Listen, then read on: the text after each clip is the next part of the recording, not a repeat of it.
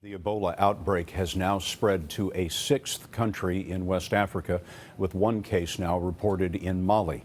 Liberia remains ground zero with half of the Ebola deaths in the world, more than 2,700 there so far.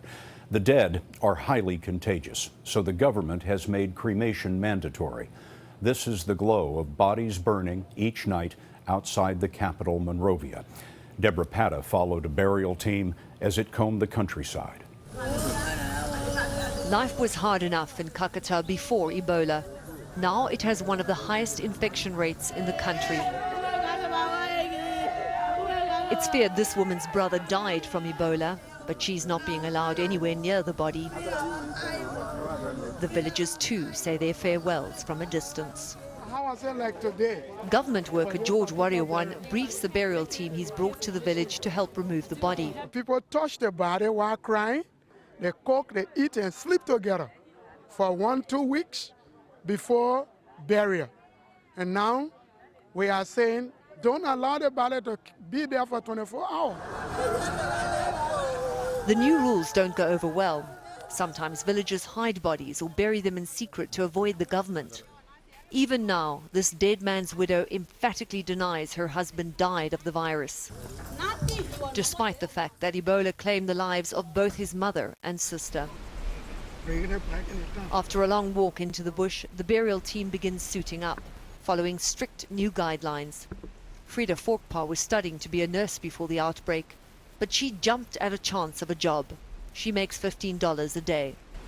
I am proud to be part of the burial team because I was the first female that joined the team. Are you not scared? It's the most dangerous job in the world. No, I'm not afraid. The team discovers that someone has covered the body with a blanket, which also means someone may have touched it and could spread the disease further.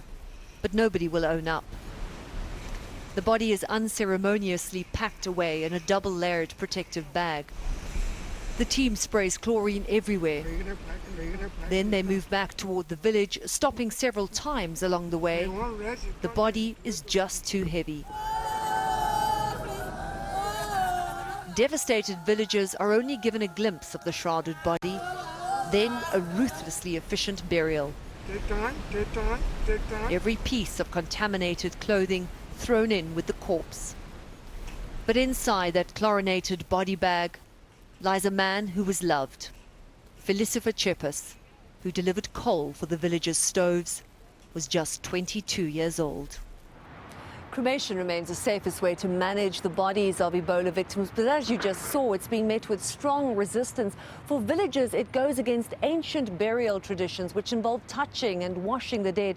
And Scott, that is why it is proving so difficult to stop the outbreak of Ebola in the rural areas. Remarkable reporting from Deborah Patta. Deborah, thank you very much.